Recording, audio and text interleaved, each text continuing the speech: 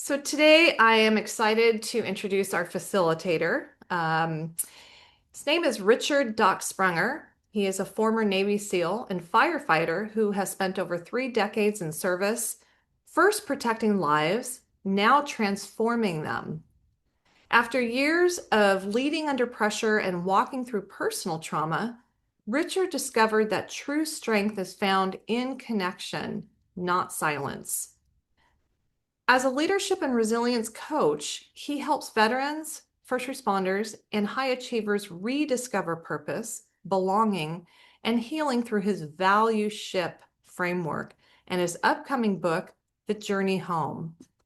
His message, we've all been through fire, but healing begins when we realize we don't have to walk through the ashes alone, anchors his work. So, Richard, thanks so much for facilitating this talk. Oh, thank you. You make me feel really good about myself hearing that back. And everybody, it's good to see you all. And I think most people here know me, but for the benefit of those that might watch this online, I'll give a little bit more of my background. So first and foremost, everyone, thanks for being here and sharing part of your Friday with me. I truly appreciate it. So why am I here and what is the power of our story? As you said, Sarah, the power of our story is a place where we can all come together. And it's been told that stories and talking and community create the most healing. And I know after 9/11, the people that were left behind often talked about the number one way that they got through, the number one they coped was through community and conversation and connecting with others. And sometimes that was story, not about the event, but maybe about the person that was gone and the relationship they had with them. And stories have the power to imprison us or to liberate us. And today I want to talk a little bit about the stories that can imprison us. But as far as my story goes, for everyone here, my story with stories all began when I was 12 years old, December 8th, 1982. And that was the day that I was waiting at home to go roller skating with a roller skating rink with the church group. And my dad was going to take me. I had to wait for him to get home to take me. The long story short is he never ended up coming home. He was taken from me by a drunk driver. And the way I found that out was my mom coming home with just this almost theatrical grief like you would see in a movie. And then my mom was taken from me emotionally for about a 2 or 3 year period after that because she was so overwhelmed with her grief. She was able to show up for the family, my sister and I.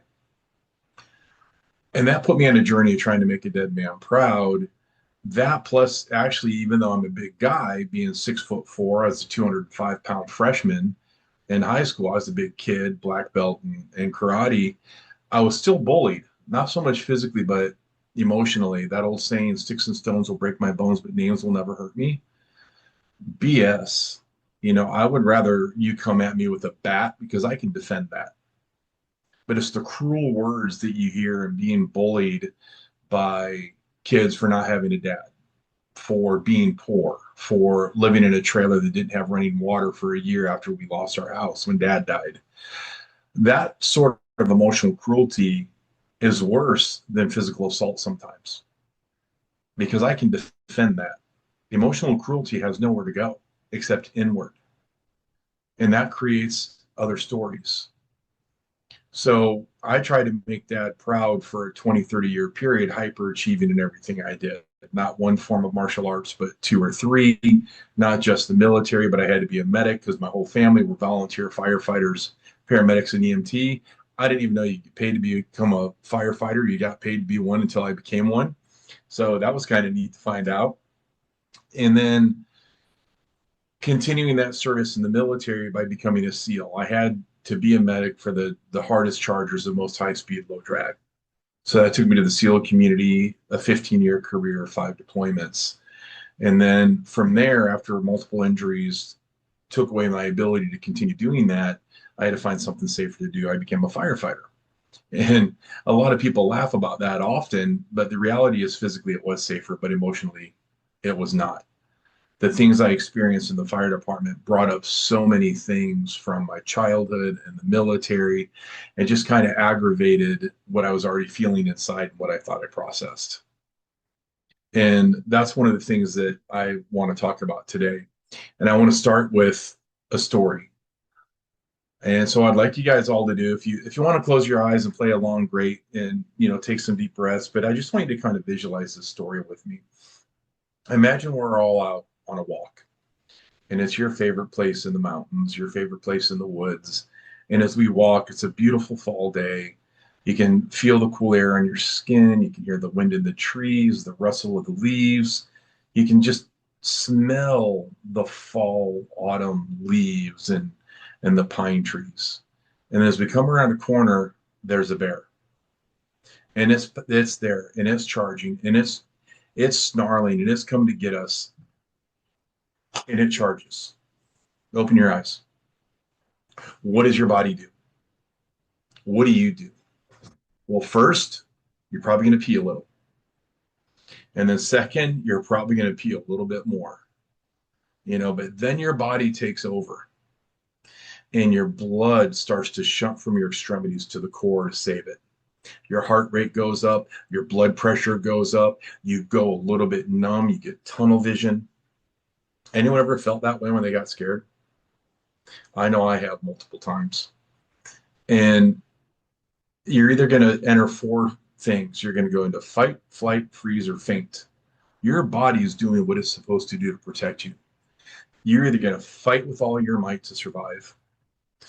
You're going to flee. You're going to run as fast and hard as you can and climb up a tree if you can, something to get away. Maybe even jump off of a small cliff if you had to. Or you're going to freeze and stand there and just be a victim, which happens a lot in life, doesn't it? We've all seen it with people we know. Or you might actually literally faint, the fainting goat syndrome. I'm sure you've all seen those videos, right? And that may be one of the best things to help, because if you faint, maybe the lifeless body at the time, the bear will leave you alone. I don't know. But all of those reactions are great if you're in the woods and if you come across a bear. But what if that bear lives inside you? And that bear is what I've called PTSD. And it got to the point in my life, after multiple encounters with death, experiencing it, seeing it, witnessing it, feeling not good enough that I couldn't help people that I should have been able to help, having the near misses myself. It got to the point where I wasn't afraid of dying anymore. It was the fear of living that consumed me. I never knew when that bear was going to attack. Sometimes I'd be sound asleep and I'd wake up in the bed and I'm hyperventilating and I'm sweating and my heart is racing. I'm like, what is going on? And my wife would have to reach over and grab my leg and be like, you're safe. It's okay. Sometimes it would be a sound. I remember one time we had cats and they were crawling around in the bathroom, in the master bathroom, and they hit a candle and it knocked it over into the tub. And man, that just chaos woke me from a dead sleep. I jumped out of bed and was like looking around, kind of like in a funny karate stance, looking around. And again, Paula had to be like, it's okay. It's okay. You just never knew when it was going to hit. Sometimes it would just be driving and it would hit. And they say smells and sounds are kind of the worst. And I remember there was one call where in the dispatch codes, what we get is their classification. So I remember when I was a probie, side note, kind of funny. I was a probie and the dispatch came in, structure, fire, high-rise hospital. And I thought, oh my God, we have a hospital on fire? What?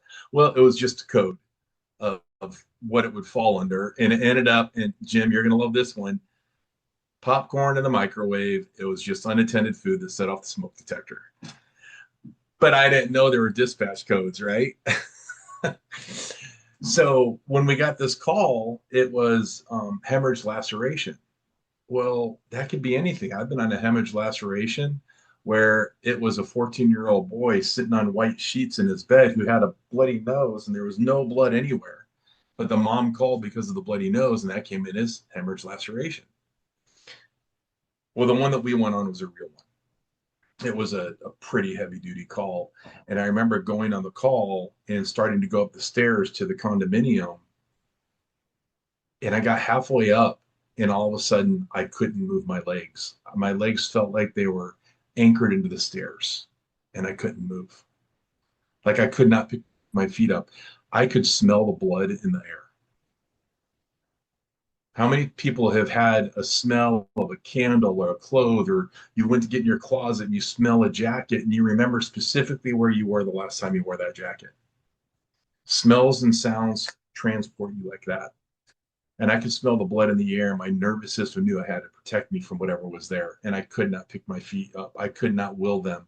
I literally had to grab my fire pants and pick my knee up to get my legs to move. And the crew looked at me like, "Are you okay, Rich?" And I'm like, "It's bad." And they're like, "Shut up." I'm like, "No, it's bad. I can smell it." They're like, "Shut up." And then we got up to the landing, and there was a gentleman laying at the front patio of his condominium, and there was probably a 15-foot pool of blood around him. He had been remodeling his condominium, and as he walked out, he was carrying a porcelain toilet, and it hit the door jamb, and it shattered. And porcelain is actually one of the sharpest substances on earth. And it went through his brachial artery at his elbow, and he was bleeding out. And it was so bad that if we sat him up on the gurney, he would literally pass out. We had to lay him down, give him fluids and all of this. It was bad. He ended up being okay, and we got fluids and resuscitated, and everything was fine. But the point of that is just to press upon you that what we carry inside doesn't always stay there, and we don't know when it's going to come out. I had no idea what I was walking into, but my body had carried and stored so much that just that sense, that smell hit me, and it froze me. So, one question I want you to think about is, what are you carrying that you need to process that if you don't, can become a paralyzing aspect of your life? That's the first question I want to submit to you.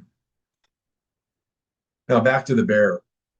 It got to the point where, like I said, I wasn't afraid of dying anymore. I was afraid of living. And another call that I had had that I just posted, I did a social media post on it because it was very powerful to me, was a family was visiting from back east to our city, and the mom had just stepped out of the crosswalk, and the dad was in the crosswalk with the baby in a stroller and himself, and they got hit by a vehicle doing about 30 miles an hour. And I ended up working on the infant by myself, waiting until other resources showed up. And unfortunately, neither one of them ended up making it. And I'm the big guy. I'm the Navy SEAL, right? I'm the warrior. I mean, Jim, you're the fire chief. Scott, I mean, you're the freaking Marine colonel. Come on, Rand, look at what you've been through. We're the tough guys, right? I'm the Navy SEAL. And I remember everyone saying, "I'm fine," and everyone looking at me like, "Hey, Richard, how you doing?" I'm like, "Yeah, I'm doing good. More importantly, how are you guys?" And I was lying. I didn't realize it at the time because at the time I did feel okay. But I remember that night laying in my room at the station, and I just started crying. I couldn't get the baby girl's face out of my mind. I couldn't unsee her. And I ended up crying myself to sleep for about 30 days and crawling back inside a bottle of Jack, and things got really bad. And it wasn't until my wife grabbed me one day and says, "Richard Sprunger, I see you.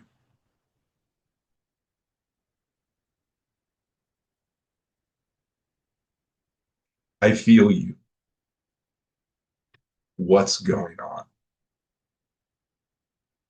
That I felt I could even speak about it, you know? So we carry those things everywhere we go. And this is Mental Health Month. And the reason this is important to me is anyone that you know that is a veteran, that is in law enforcement of any type, that is a first responder of any type. And that could include healthcare, nurses, doctors, dispatchers, the people that see some of the worst things in the world on a routine basis. We are all at risk. We aren't the gatekeepers of trauma. We don't know what is going to affect somebody that's going to affect them. We don't know what we're going to experience and how it's going to affect us sometimes until it does. That word, I'm fine, it means two things. It means you're either effed up, insecure, neurotic, and emotional, you're lying to yourself, or its feelings inside are not expressed. And most often that's what it is, because when people ask you how you're doing, most often you always say fine. Why? Anyone, just speak up. Why do you think we always tell people we're fine?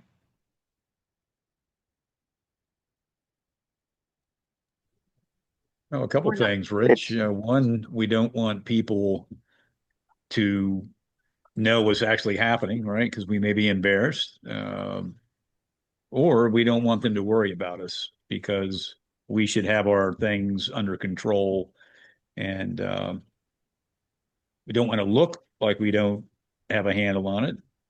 And there's a number of things, but Yeah. I think when you're in charge, you want folks to know that you can handle your responsibilities, right? Mhm. Yeah. So what I heard there, and I saw Jim unmuted and Sarah, you did too, is we don't want them to know how we're really feeling. We don't want to feel ashamed. We don't want to worry them. We don't want to come off as showing weakness or being weak. Sarah, what were you going to say? I can remember different times in my life when big traumatic things happened. And um, I just remember feeling like I am not sure how this conversation will go and if I can handle it. And do I even trust this person? I think that's like when you say fine, feelings inside not expressed, that would have been the times when I um like, can this person handle it? I am raw right now. And if this goes sideways, I'm going to feel 100 times worse. Okay. So that would be some of the reasons why in certain arenas I would be fine. So I'm going to, And I'd like to add something.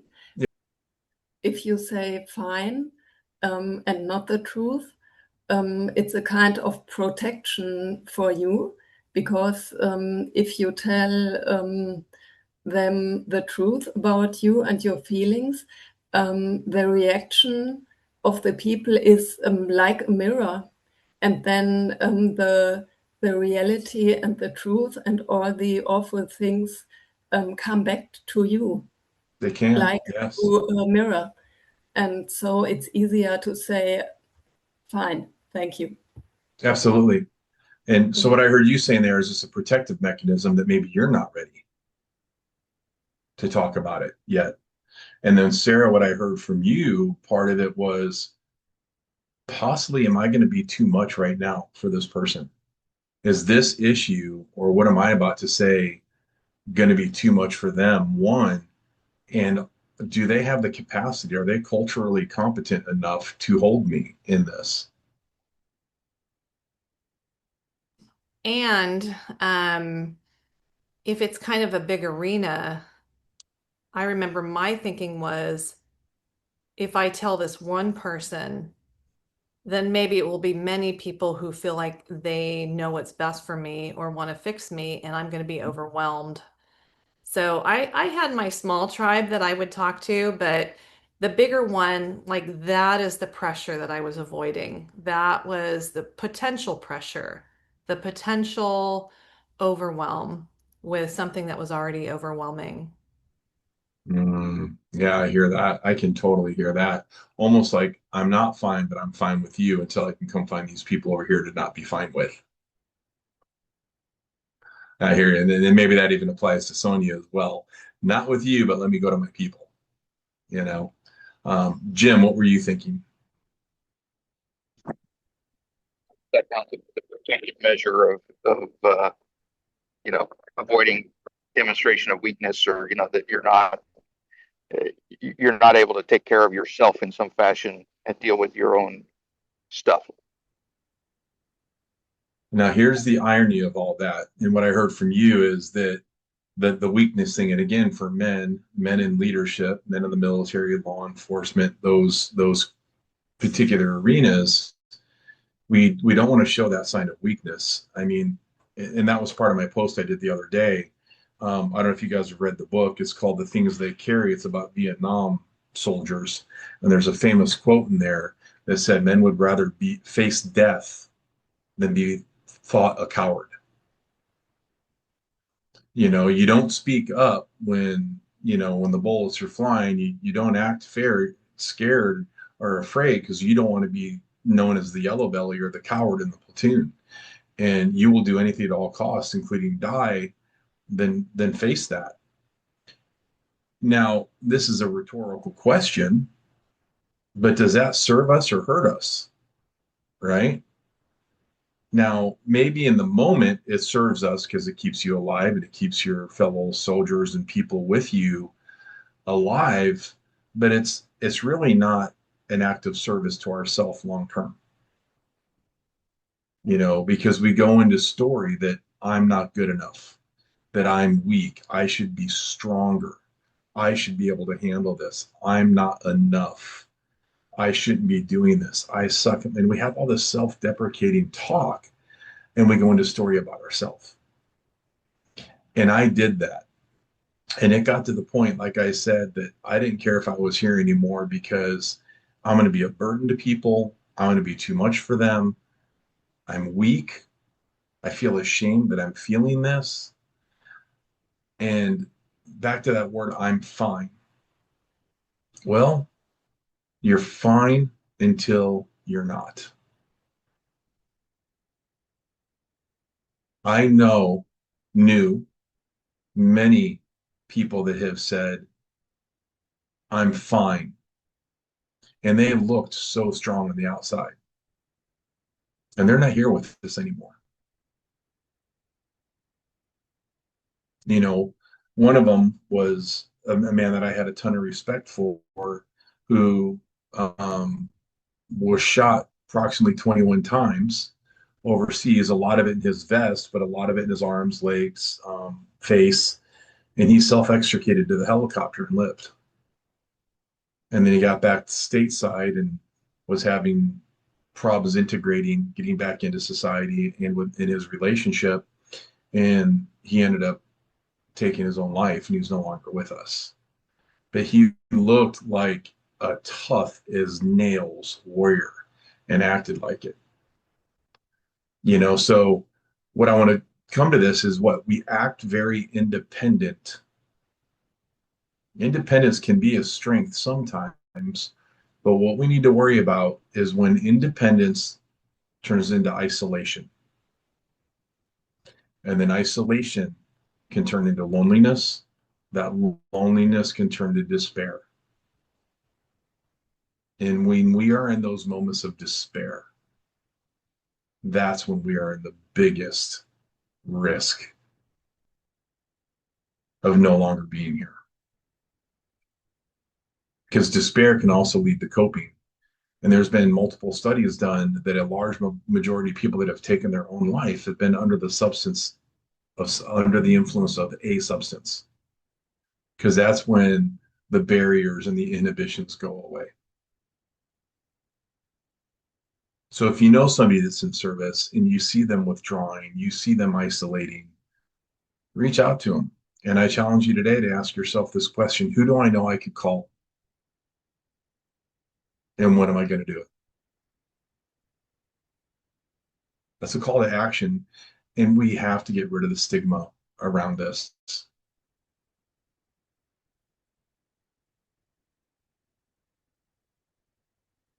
When was the last time your body reacted to something before your mind understood it?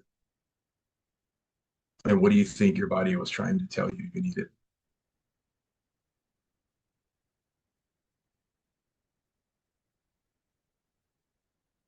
Go ahead, Jim.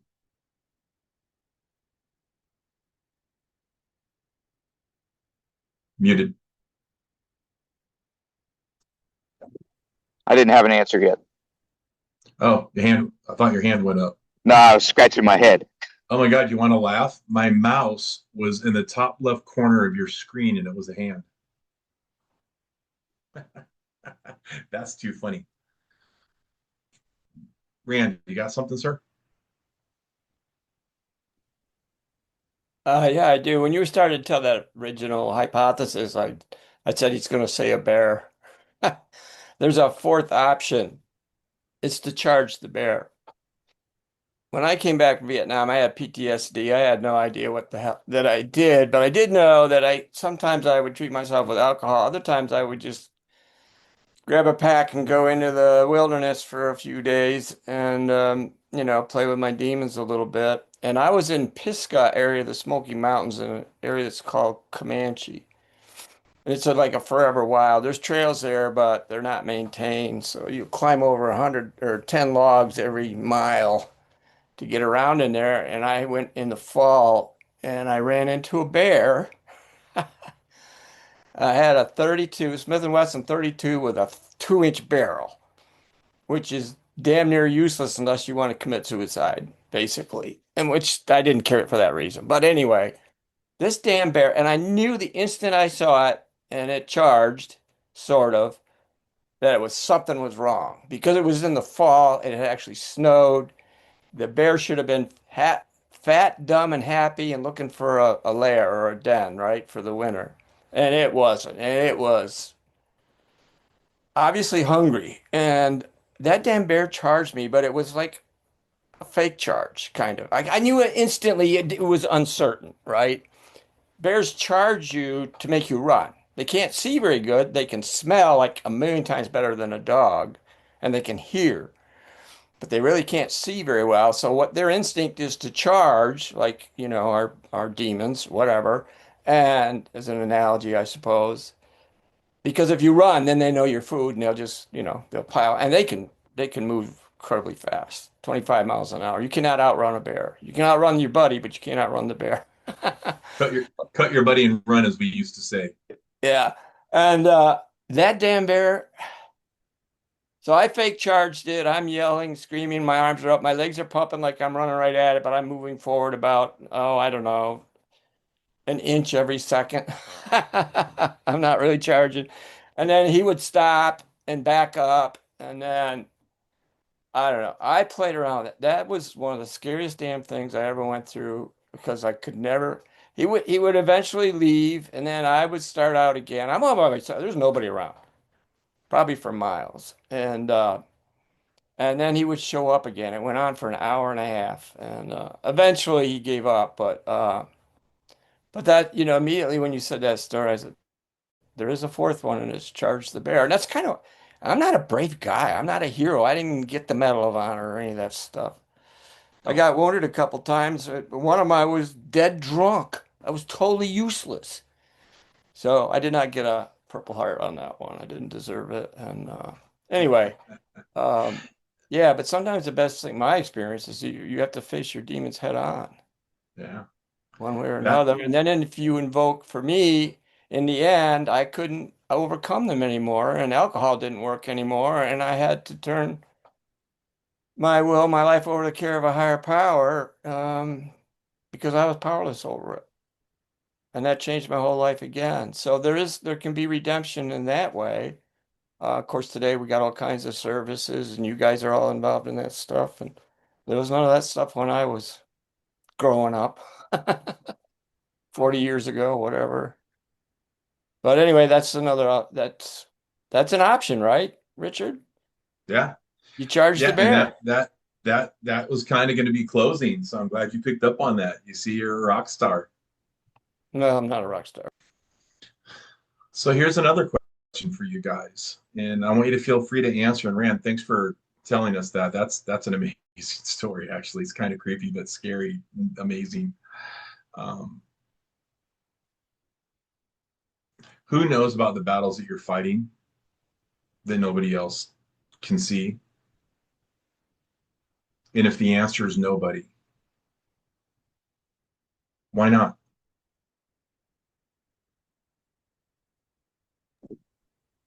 Well, I think people around you know.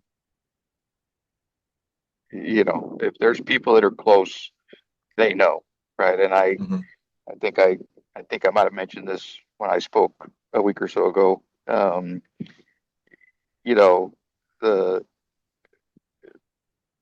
my my processing at one time was, you know, and I jokingly talk about it, but you know, dark room country music and a six pack of beer, um, and uh, until my wife, you know, basically told me get it together. Um, you know, they can sense, those people that are close to you can sense when you're off, when there is something that's uh, you know, keeping you off the right path that you're on normally, or you know, that kind Hmm. of thing. And I think that's where you know, having a tribe, having a network, etc. You know, those people around you um, can sense when you're off, if you have sort of this deep personal relationship with them.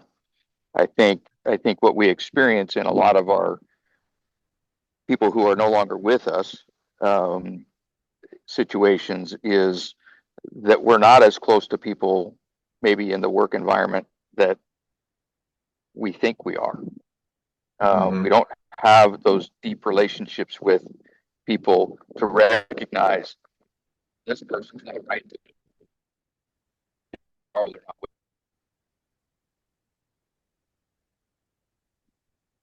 You want to repeat that last 30 seconds? You faded. Oh, We don't have the people that recognize what? yeah. So like our people that aren't with us anymore, we're you know, we're not as close to them as we think we are. We don't have the deep relationships with them in order to be able to recognize when they're not right, and then they're not here tomorrow. Right, right. No, you're absolutely right, and I thank you for that. You know, and it's sometimes they're not here tomorrow because their demons got the best of them, and sometimes they're isolating somewhere and we can't find them. You know, we just came back from a memorial in Idaho that ended up being beautiful for a gentleman that took his own life a couple of years ago that we deployed with. Um, 7 of us went up, and we were all tied in together one way or the other.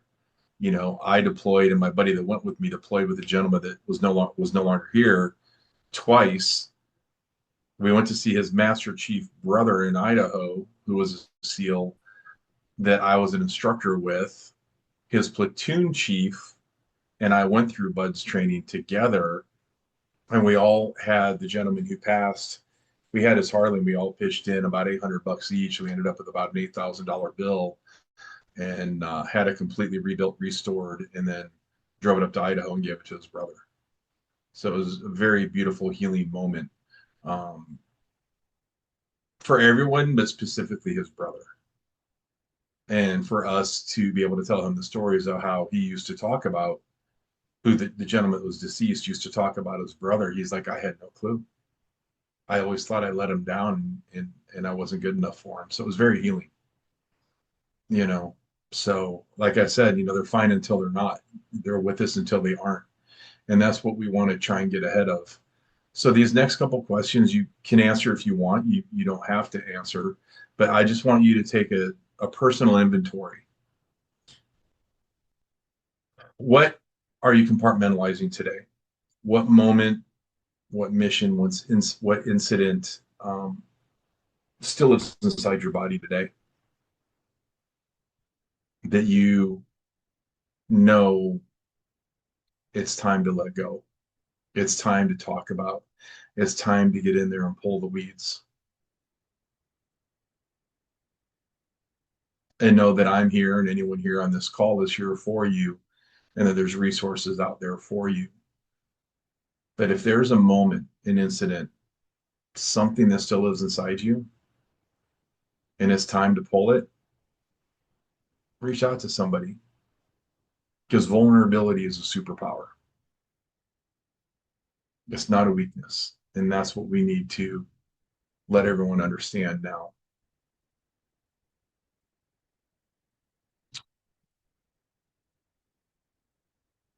If your bear could speak, what would it say it's trying to protect you from? Put it in a different role. Instead of the aggressor, it's a protector. What is it trying to protect you from?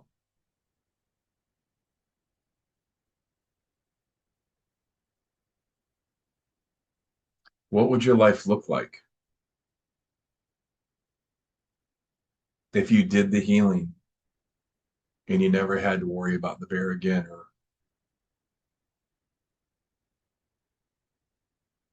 be worried when it was going to jump and snarl and charge?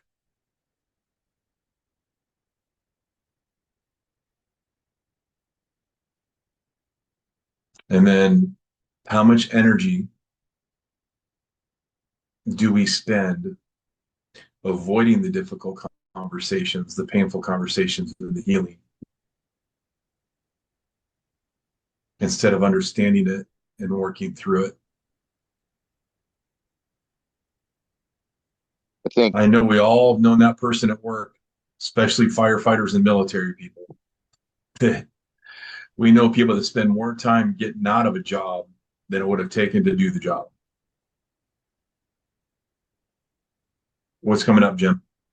Well, you know, I think the issue is, and you mentioned, the difficult conversation or whatever. And I talk about this from time to time. As humans, we like homeostasis, right? We like to be comfortable and in balance across all parts of us. And I think with that, uh, I often don't refer to them as difficult conversations. I refer to them as uncomfortable conversations because they require us to get out of our comfort zone, and therefore we're no longer in that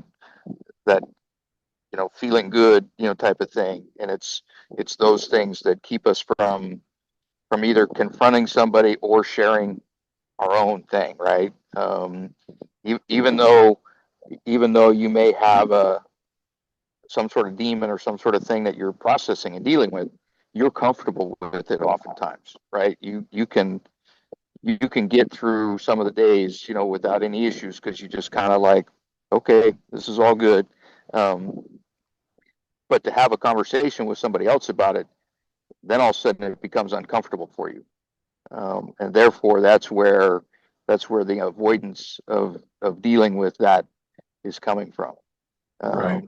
And so as far as the bear, right, the attack, that kind of thing, um, if you were to, uh, maybe that bear is protecting you in the sense of keeping other people away from you, keeping you in that comfort zone, keeping you from having to have that uncomfortable conversation that you don't want to have with anybody.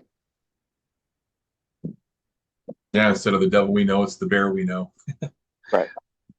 And part of the bear / ego does that, right? It's there to protect us, to keep us safe. It doesn't care if you're happy or sad. It just cares that you're surviving.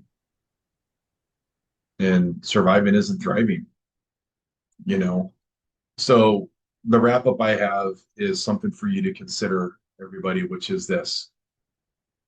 What has your bear, whatever it is, a loss of a family member, a loss of somebody in the military, an experience of the military, seeing something hideous. I mean, it could be a divorce, whatever it is. What has your bear cost you? Connection, relationship, peace, intimacy, sleep, purpose? And how long has it cost you that? And what would your life look like in 3 months, in 6 months, in 12 months? if you could finally face the bear, which is what Rand was exactly talking about. We've all seen those movies. What do they tell us to do? If you see the bear, right? Get bigger than it, get your arms up, hey bear, and yell and scream. Um, well, what if you were to finally turn and face it and charge it? And the next time that you feel those things, if you're in a safe place, literally just yell no and just say, not today, you know? And what if you went and were able to talk to somebody and process? What if you decided to charge the bear today? How different could your life be in 3 months, 6 months, or 12 months?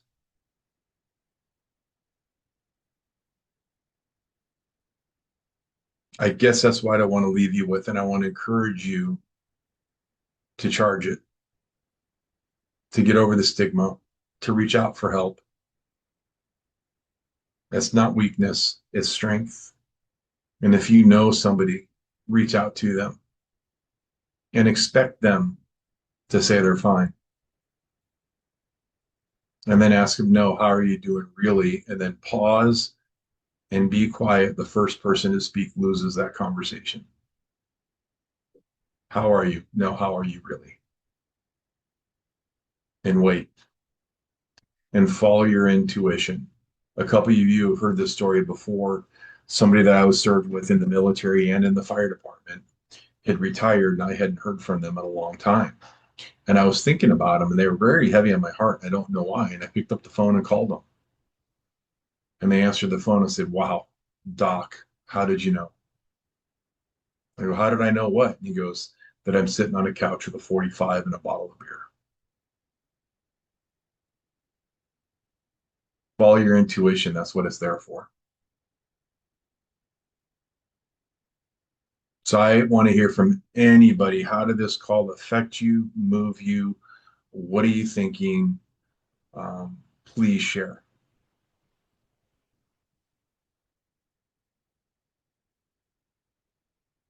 Go ahead, sir. Yeah, Rich, I just want to double down on what you're saying and what you presented, but also the impact that this platform has had on so many people, to include myself, right? I've been with this platform now for about 5 years, and never, I always internalized everything. It's just the way it was from the being a young boy to a man who was successful, in his profession, and for many reasons, right? I won't go into all that, but I can say for sure that seeing people on this platform open up, and it's a start, right?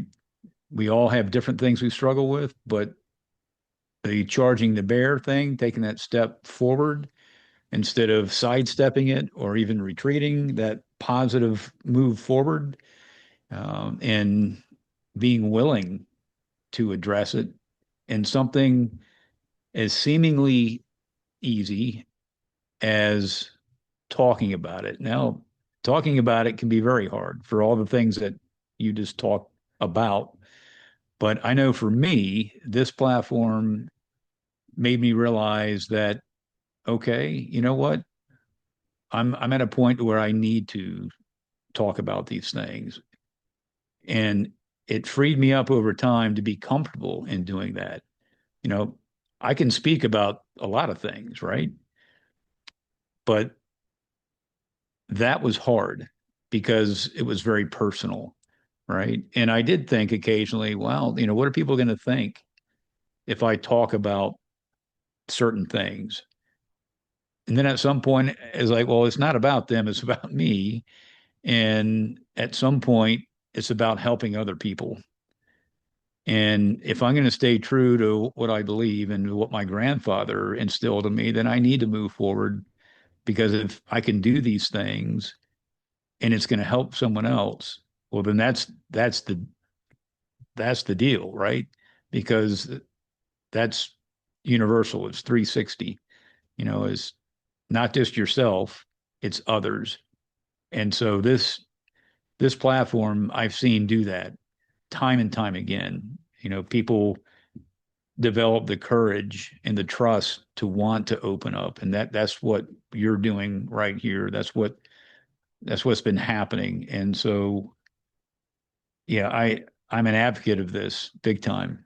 It's okay to speak up, especially when you feel that you're with a group of people, the tribe that you mentioned. Um, some things take longer, right? But the proof's in the pudding. And what you're doing, Rich, I mean, you're my friend, but even if you weren't, and I was some guy that's just been listening in for a number of weeks, I would say, man, this guy's he's on track. He's doing the right stuff, and you do it well. But yeah, we don't know when our time is over, but man, if we can make it better, and if we can help folks, and if that helping other folks winds up helping us too, well, then that's definitely a good thing, right? So hopefully that makes some bit of sense.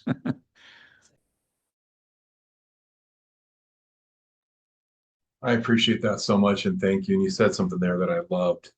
We have to do the emotional 360. I think I heard that right, and that's just a beautiful thought, you know. Yeah, thank you for all that, and thanks for your kind words. Anybody else?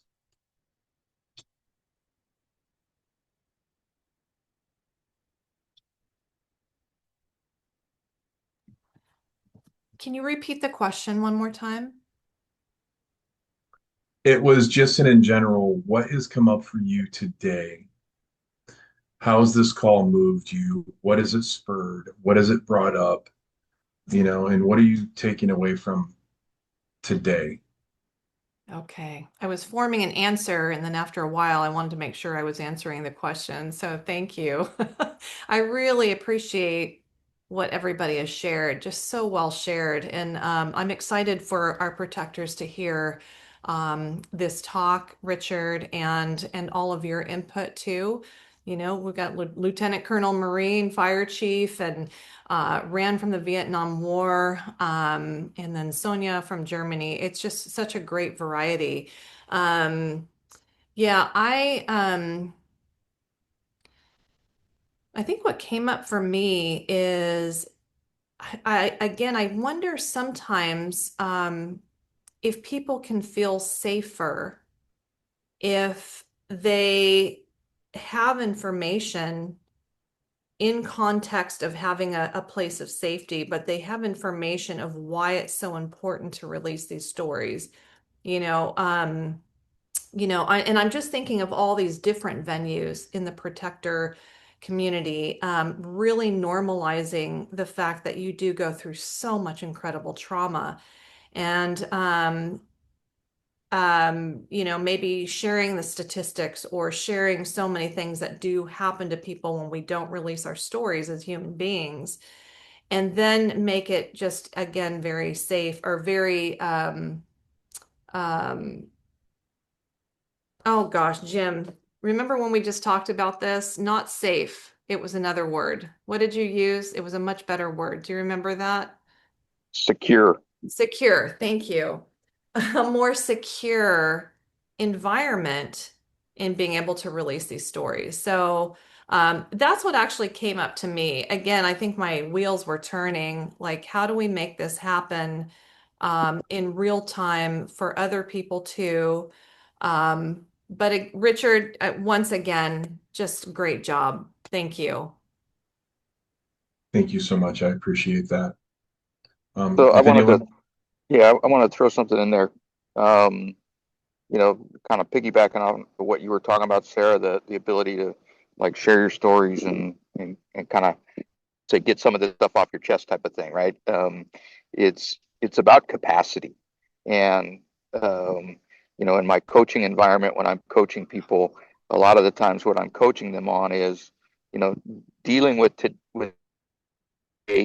things that are going on, as well as these bigger issues per se.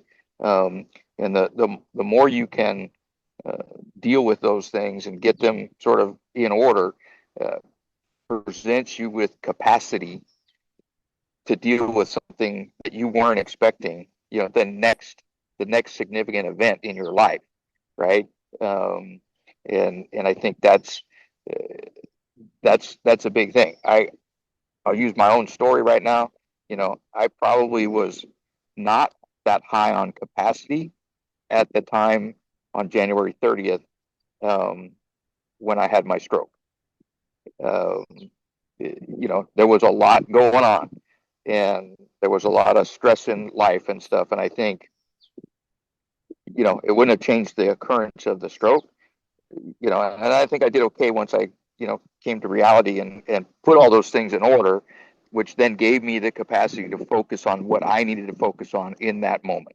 Right. And so I think it's a lot about, addressing those things in order to create the capacity to deal with the things that are coming that you don't know that are coming. Capacity to deal with the things that we don't know is coming. A lot of, they say resiliency is the ability to bounce back. And I heard a friend of mine coin the term prosilience or presiliency, I think is what it was, which is doing exactly what you're saying. Do we have to do to be ready for the things that may come? I like that, Jim. Thanks. Anybody else have a last minute share, or go ahead, Sarah? Yeah, and Barry's Warrenstein, I listened to one of these groups that he facilitated, and he told our warriors, he goes, it's not that there's something wrong with you. It is that your nervous system has reached capacity. And I think, and then what I heard from Leslie Wyrick, is that connection is protection. And I think it's really getting these little golden nugget narratives out there to counteract the stories that people are telling themselves in isolation when they have not shared. And so again, yeah, thanks for sharing that, Jim. Yeah, I think these are all really important conversations. Yeah, and I thank you for sharing that, Sarah, and how you put that in. That's absolutely true. And for anyone that listens to this, PTSD is not a quote unquote disorder, and it only becomes a medical concern if it goes unprocessed, unseen, unresolved. And there's typically a 30 to 60-day window from event until it becomes deep seated as what they would call a disorder or an altering condition within the body. But PTSD is not something that is wrong with you, period. It is something you experienced. That is it. And the question is it something that you've experienced that is greater than your nervous system and your resources and normal coping mechanisms can process and handle? That is it. So it's no different than if I had a flat tire in my pickup truck and I had a jack that wouldn't lift it up, and I had to call Scott and say, Scott, I need a hand, dude. Do you have a bigger jack to help me lift this truck up so I can change my tire? I got a flat tire. My resources can't handle it. I hope that the PTSD and the mental health and the things that hurt us and wound us emotionally can be that point blank of a conversation at some point where I can then, instead of saying, hey, Scott, I got a flat tire, my jack's not big enough, can you help me lift my truck up to change my tire? That I can go, Scott, I'm hurting right now. I'm struggling in my marriage as a parent, in my job, and I just don't know where to go with this. Can you help me right now carry some of this and get on a phone call? If we could get it to that point, how beautiful would this world be? And the number one thing, there's two real things that affect whether something becomes traumatic and gets deep seated and can turn into post-traumatic stress. And is when your worldview is shattered. The biggest one, and we experience this as a family, is when parents and grandparents are not supposed to outlive their children. Your worldview is shattered. And then the lack of choice and control. If those three things happen, your worldview is shattered, you don't have choice, you don't have control, that's when it's an issue. So just think about that when you think about your friends, your family members, and yourself.